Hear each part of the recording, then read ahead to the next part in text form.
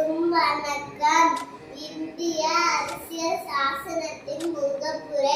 இந்திய மக்களாகிய நாம் இந்தியாவை ஒரு இறையாண்மை மிக்க சமதர்ம நெறி சார்ந்த சமய சார்பற்ற மக்களாட்சி குடியரசாக அமைக்கவும் அதன் குடிமக்கள் அனைவருக்கும் சமூக பொருளாதார மற்றும் அரசியல் நீதியும் சிந்தனை வெளிப்பாடு நம்பிக்கை பச்சார்வம் மற்றும் வழிபாட்டில் சுதந்திரமும் தகுதி நிலை மற்றும் வாய்ப்பில் சமத்துவமும் உறுதியாக கிடைக்க செய்யவும் தனி ஒருவரின் மாண்புக்கும் நாட்டின் ஒற்றுமைக்கும் ஒருமைப்பாட்டிற்கும் உறுதியளிக்கும் சகோதரத்துவத்தை அனைவரிடத்தில் வளர்க்கவும் உளமாற உறுதி பூண்டு 1949